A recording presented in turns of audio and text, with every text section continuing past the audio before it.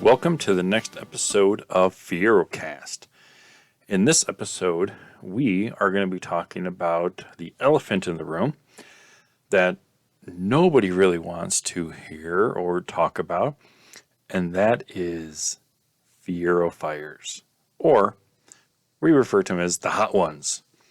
So we will get in more in depth than that, but I am your host, Mike Croyer, and you are listening to the newest episode of FieroCast, the only podcast dedicated to the Pontiac Fiero and the Fiero community.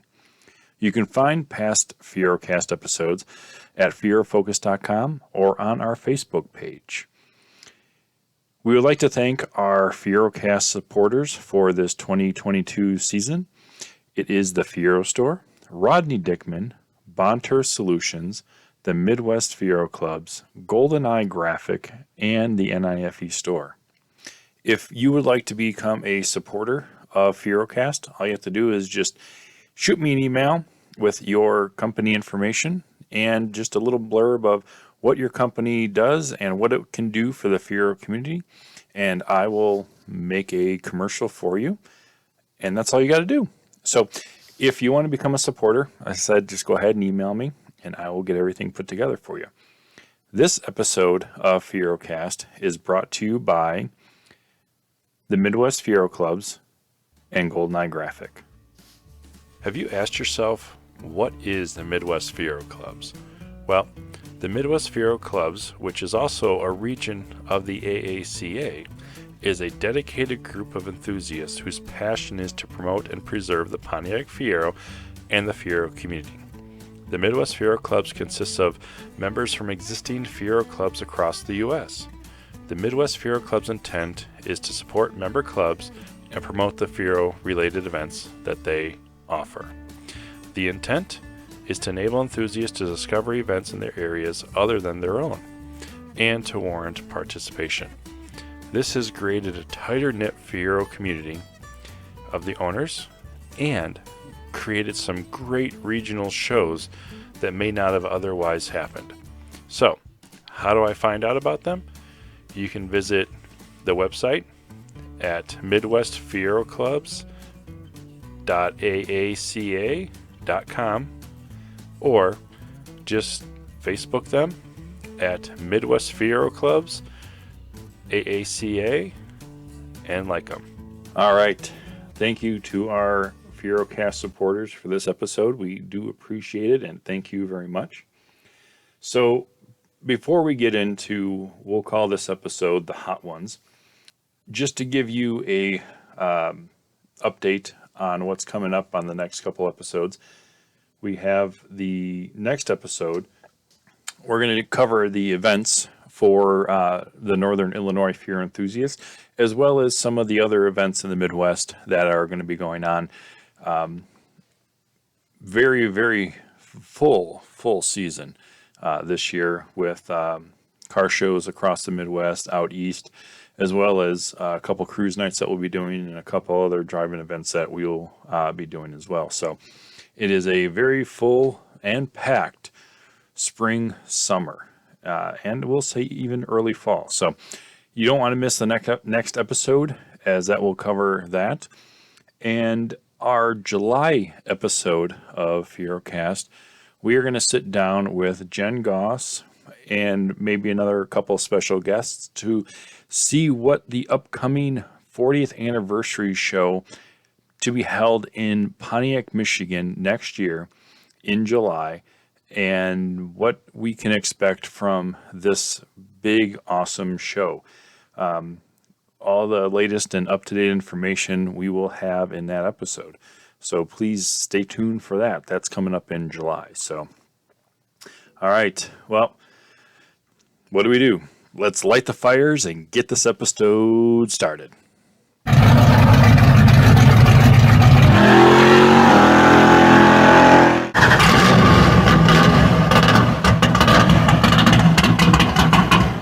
Everybody is entitled to their own opinion.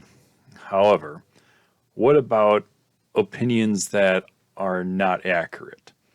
When you attend a car show, you probably aren't anticipating having to defend your car. You want to talk about your car, things you've done to your car, things that maybe nobody else knows about a Fiero. But when we Fiero owners are at a car events or even just parked somewhere with our cars, we often find ourselves having to educate the public on the virtues of a Fiero. And unfortunately, we got to perform damage control 30 to 35, even 40 years after the Fiero debuted. And the one topic on which the public often needs educating on is that of the Fiero engine fires. An engine fire is a terrible occurrence, particularly if it results in complete destruction of one's car or injury to those involved. It is not the intention here to minimize that experience, but to explore what happened and why that media and public reacted as they did, which can help in understanding the events leading up to the Fiero engine fires, how the fires were perceived, and the demise of the Fiero. So, during the early 1980s, a small, dedicated group of engineers and designers within Pontiac worked diligently to bring this commuter car to the market. Without recounting that process, it is helpful and very, to understand that this group was working with undesirable conditions in terms of trying to not only bring an innovative vehicle to the market with an extremely limited budget, but to change the way cars were designed, engineered, and built. All of this took place while fighting the adversity of some within GM who, at the very least, could not have cared less about the proposed project, and others who worked against the Fiero coming to fruition in an effort to preserve the exclusively of their own sporty products. Therefore, funding of the Fiero was not as ambient as the funding of other vehicles that had the full backing of GM. So, additionally, a basic understanding of how the automotive business operates is helpful. Unlike the past, where an automobile manufacturer may have some of its own foundry, forest, and wood shop or glass-making facilities, current manufacturers actually make few, if any, of those parts that make up our vehicles or their vehicles. The manufacturers prepare designs and write up specifications of the parts and then solicit bids from part suppliers to produce those parts. The margins for the suppliers are relatively small, but they make their money by producing hundreds of thousands of these parts. So it's in simplified terms, if they realize $1 profit on, say, a connecting rod, and each engine requires 4 connecting rods, they make $4 profit on each car. The automobile manufacturer produces 500,000 cars, and that supplier earns a $2 million profit on that one part. So it behooves the parts supplier to make the parts for the least amount of money possible to maximize their profit. If they can't reduce production costs by 10 cents in the above, the example I just gave, they will net an additional 200,000 in profits. So their numbers or methods for reducing production costs, and one method is something referred to as a value engineering. And you're saying, well, what's a value engineering? Well, value engineering is alleged to mean reducing the cost of an item by engineering it to the tightest tolerances possible. So, in other words, removing all the factors of safety by engineering a part to meet the minimal requirements set by the purchaser, which in this case is the car manufacturer. In reality, value engineering often results in inferior products. At this point, we are probably wondering what the economic lesson is and what it has to do with the Fiero engine fires. There is a direct connection, between value engineering and the fires that damage the Fiero's reputation. So value engineering is not just practiced by part suppliers. The car manufacturer's own engineers also value engineer their products to keep costs down. If an automobile manufacturer can reduce production costs by even a penny here and there, they can reap millions in profits. Additionally, car manufacturers have an interest in making the parts lighter to increase fuel economy, make an engine run more smoothly, and make the car handle better. So, if the engineer has value engineered a part, and then the supplier has also value engineered a part, that part may become dangerously close to not being able to perform its intended purpose. In other words, by reducing the cost and removing value, the part no longer has a factor of safety, and it doesn't require much of the outside influence to cause the part to fail. So now we're going to circle back around, and the Fiero engine fires were directly related to an essential engine part subject to such an outside influence. So now we're going to go back and go to the early part of Fiero production. The Fiero engineers realized that some of these connecting rods being manufactured by GM's Saginaw Foundry division were very defective. As with most automotive production, the faster the parts or vehicles could be manufactured, the more money that can be made, and the foundry had little incentive to change, viewing the failure of the connecting rods as a Pontiac warranty problem. Reportedly, the foundry responded with that between 60 to 90% of the connecting rods exhibited no defects, so there was no need for a recall. Pontiac's more conservative view was that 1 to 4 of the connecting rods going into the cars were defective, meaning that it was possible for one 2.5 liter engine to have 1 to 4 defective connecting rods. Well, the foundry's attitude, which was historically common in automotive manufacturing, went against everything the Fiero team was attempting with the Fiero, which was to produce a very high quality, low priced vehicle in which all of the participating manufacturer members had a stake. Well, as soon as the Pontiac engineers discovered this problem, they urged the foundry to stop sending the defective connecting rods. But the foundry was being paid by the tonnage of parts shipped, not by how many were made, but by the tonnage, and therefore had little incentive to spend money to resolve Pontiac's warranty problem. So, as these parts were coming in, now we jump to October of '83. While GM and Pontiac were testing the Fieros at the GM Milford Proving Grounds, 2 Fieros had experienced engine fires. These fires were abruptly contributed to the coolant leaks resulting from improperly installed hose clamps. By all the first-year sales accounts, the Fiero was a success. However, GM would soon realize that they had a problem more severe than any faulty hose clamps that were on the Fiero.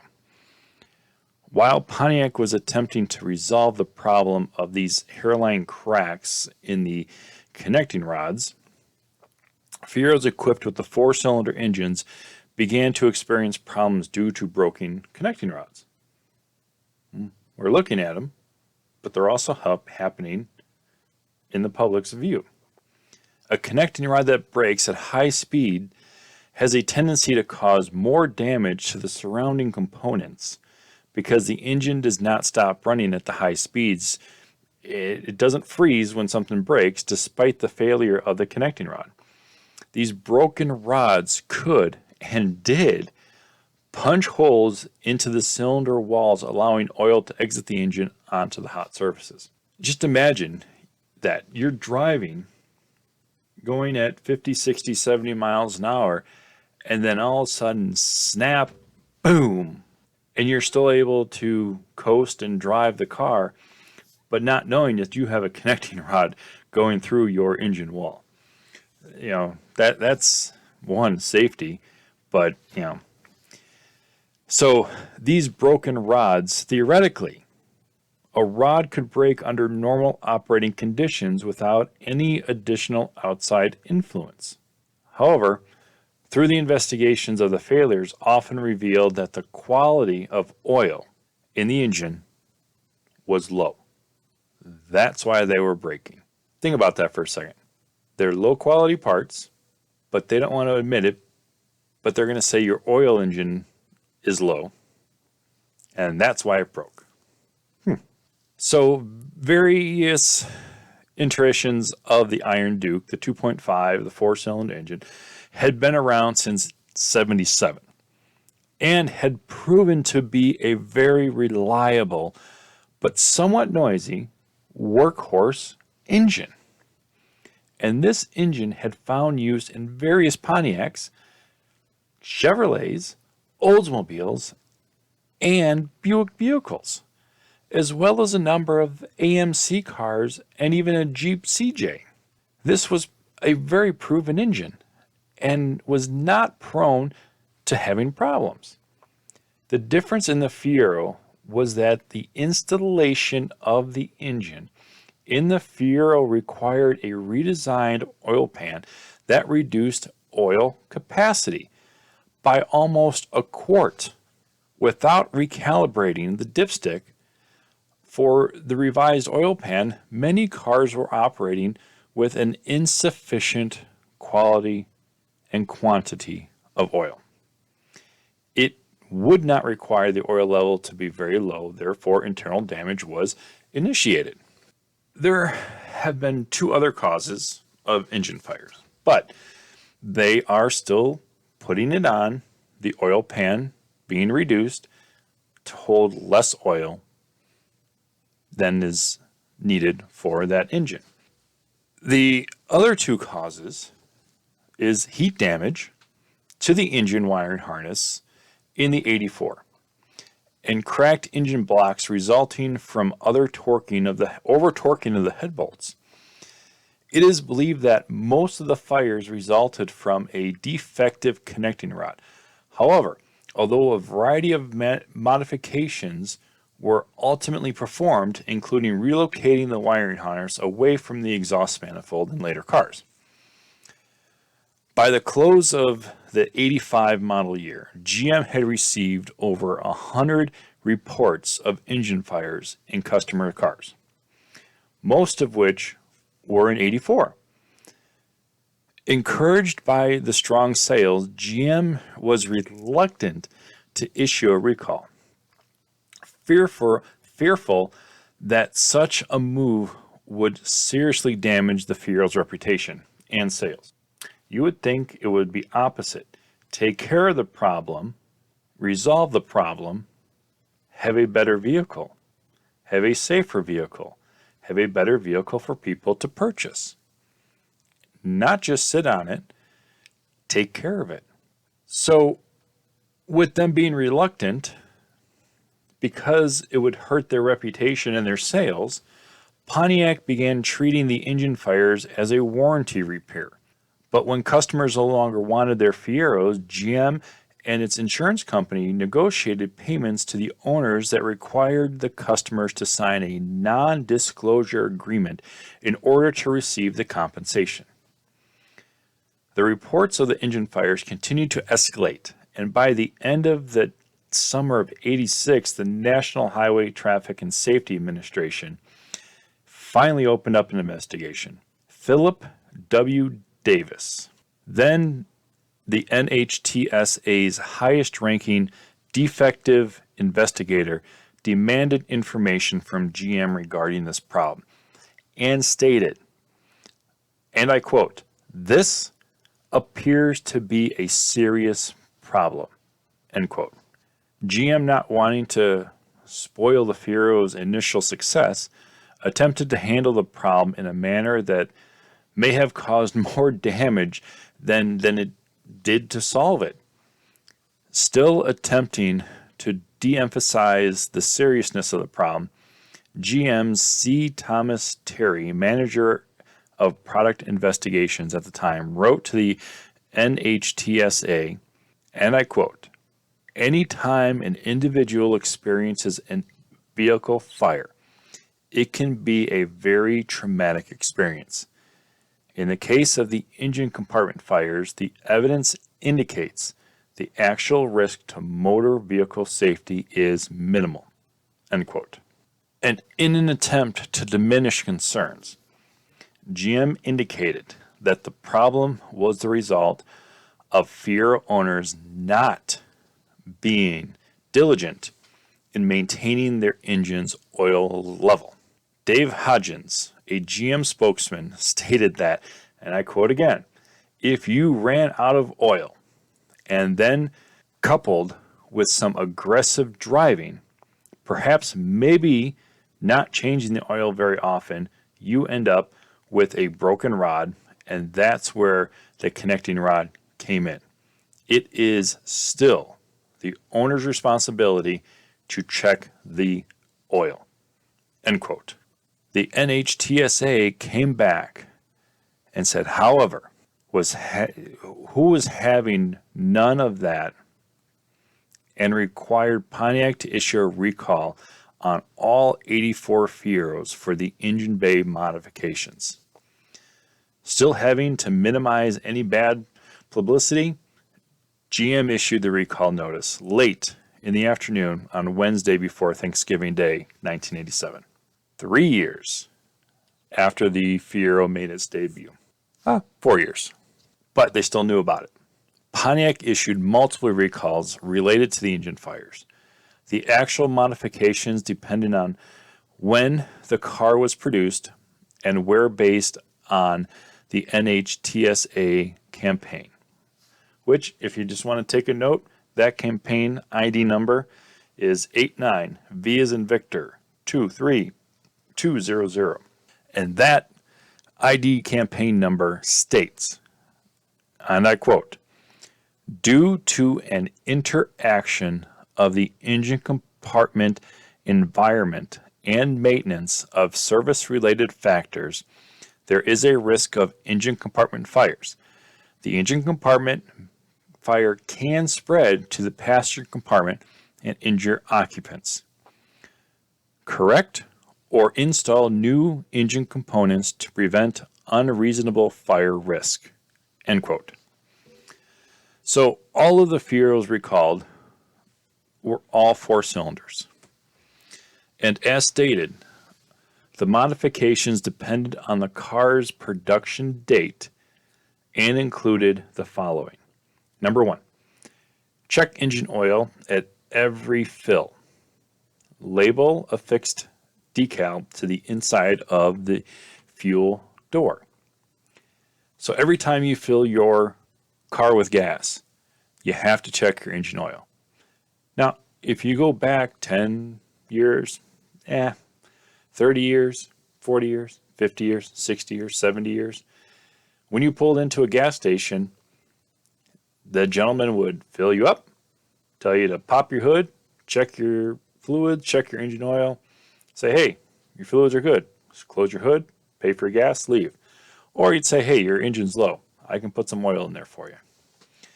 We don't do that anymore. You got to depend on yourself. So, number 2, check coolant system, fill procedure, put label affixed to bottom of surface of deck lid.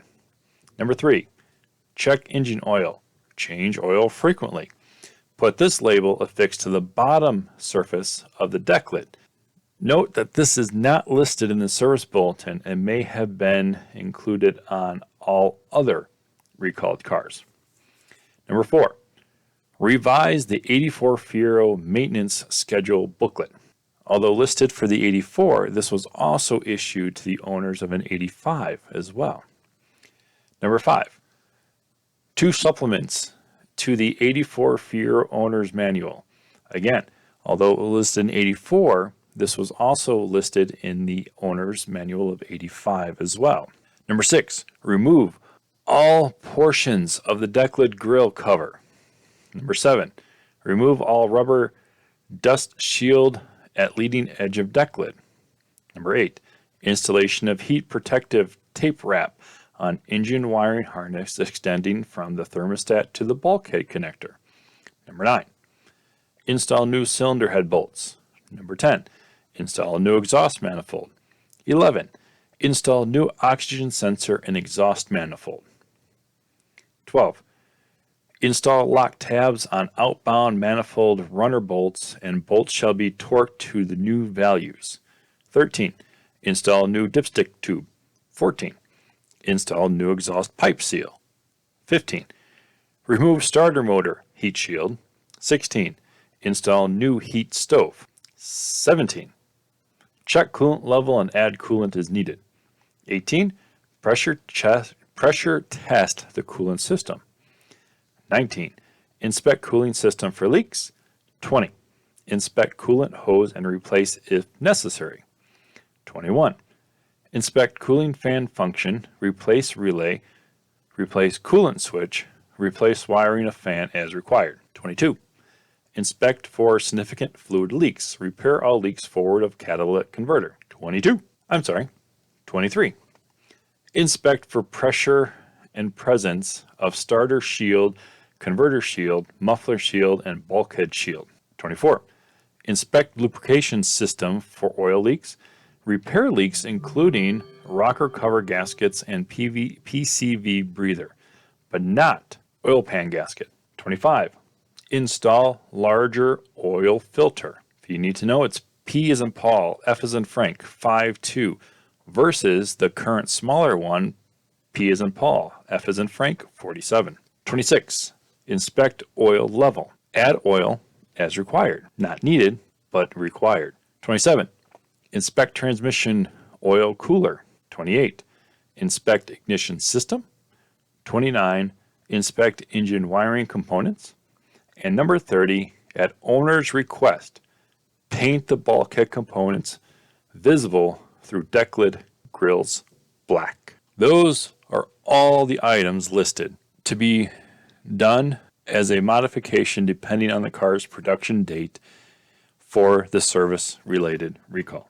In a final effort to deny any fault, Mr. Terry issued on December 15th of 1989 in a letter to Michael Brownlee, Director of the Office of Defects Investigation of the NHTSA, which states that GM was complying with the additional NHTSA required recall in accordance with the NHTSA's language. But, and I quote, the actions undertaken by General Motors are not to be interpreted as admissions that these vehicles contain a defect or a safety-related defect, end quote. After further notifications of owners to and for the recalls, should not be considered admissions that we have determined a defect or safety-related defect existed in the 84 to 88 Fieros equipped with the four-cylinder engines. With our in-depth inspection of the 37 84 to 88 four-cylinder Fiero fire incidents and tests conducted by General Motors and outside engineering experts indicated to GM that these fires were not caused by any manufacturing or design defect in their product. Instead, from the studies, we have concluded that improper owner maintenance and improper owner service procedures continue to be the principal causes of engine component fires in all four-cylinder Fieros. The vehicle population for the recall included 244,000 cars, and they looked at 37. So out of the 244,000 cars, they're saying it's all owner problem for improper checking of the oil and improper checking of the vehicle maintenance. So that's their determining factor, not the part. The actual number of cars that experience engine fires varies depending on who is reporting the figure. Internet Automotive News outlet CarBuzz reported the engine fires were occurring at even 20 per month, which is an unrealistic number. But the NHTSA received 148 reports of fires that included 6 injuries, some of which were due to people attempting to extinguish the fires themselves. But Pontiac's own reporting included 260 reports of engine fires, which included 10 injuries, which was an enormously reported as representing only 7% of all Fieros produced, and a number that the media has enjoyed, overblowing it, but other sources only reported 135 engine fires. So, out of the 367,000 Fieros that were made, the number of engine fires kind of varies that were actually reported. The Fiero is not the only car to have experienced engine fires, and that's true to this date. I mean, there's still cars that have engine fires, they're not Fieros, and they're current. The Fiero is not the only car to have experienced engine fires. In 2014, the 785 Porsche GT3, or 100% of the total production, received replacement engines due to connecting rod problems that resulted in engine fires. In 2013, Ford had recalled over 11,000 escapes with the 1.6-liter engine due to the possibility of engine fires. In 2012, 89,000 Mini Coopers were recalled due to the possibility of engine fires. 475,000 2010 through 2012 of the Chevy Cruze were recalled for the same reason. Going back to 2011, 32,000 BMW 7 Series, 5 Series, X5s, X6s were recalled for also the possibility of engine fires. There have been many more, including Subaru, Audi, Nissan, Mercedes, Chrysler. The Fiero was not the only car to experience engine fires, and although the overall number of cars recalled was high, the actual quantity of engine fires was not. So when somebody walks up to you and says, are these the cars that start on fire? You could say, yeah, but however many more cars, not Fieros, had engine fires. Check your facts, dude. Learn, read. The engine fires in the Fieros is few compared to the many. A Time magazine photo essay entitled A Brief History of Pontiac included a number of entries from 1926 to 2006. Not all of the entries are favorable, but the Fiero entry is titled Up in Flames. The copy states, and I quote, "No, Fiero does not mean fire in Spanish or Italian, but unfortunately, that's the word many Americans associate with the two-seat sports car Pontiac introduced in 1984. The small, sleek coupe was immensely popular and helped launch a wave of two-seaters into the marketplace, but its engine was prone to spontaneous fires, prompting multiple recalls and a halt to the production just after 5 years. GM eventually recalled every Fiero it produced." End quote. What is it about the Fiero that has caused so many in the media, the public, to not only report and not always accurate news about the Fiero fires? As stated in the Time magazine piece, the engines were not prone to spontaneous fires, and not every Fiero produced was recalled. That description conjures up images of Fieros parked on the street bursting into flames. Contrary to many sources, the engine fires were not the cause of GM's decision to stop production of the Fiero. The bad publicity, whipped into hysteria by the media, one, didn't help, but it wasn't the cause of its demise. The Fiero is a great car. It's a good car. It's a lovable car. And as evidenced by the numbers of cars that were still on the road, it's one of the most loved cars. Perhaps we Fiero owners can put this unfortunate chapter of the Fiero's history to rest by extolling the Fiero's virtues and setting the record straight on the Fiero engine fires. So, next time somebody comes up to you and says, "Hey, are those the cars that catch on fire?" you could say, yes, they were. It was taken care of. They were fixed. And now they're the most lovable car on the streets. They are our cars. All right. Well, thank you. That was a very informational and emotional topic, the hot ones, because that is one thing that it does annoy me when people do come up to me and say, "Hey, isn't this the car that started on fire?" No, this car did not start on fire. You were thinking of the early model 84 years, and the problem was taken care of. They are not a fire-prone car. So, yeah, I know people are going to keep coming up to us and saying, "Hey, are these cars that caught on fire?" But all you do is brush them off your shoulder and just let them keep thinking that they're not very automotive history up, yeah. So, all right. Well, again, I hope you enjoyed this Hot Ones episode.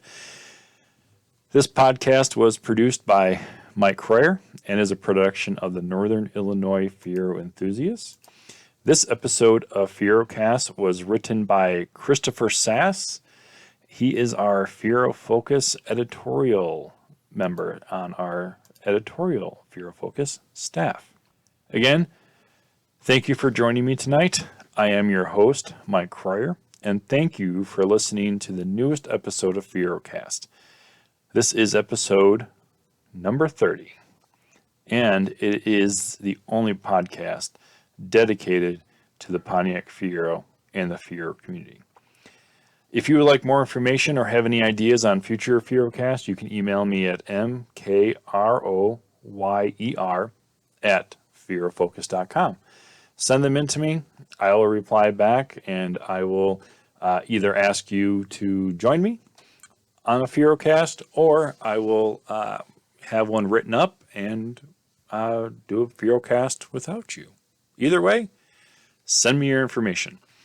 So, in the meantime, remember to keep Fieroing, and good night, Fiero owners, wherever you are.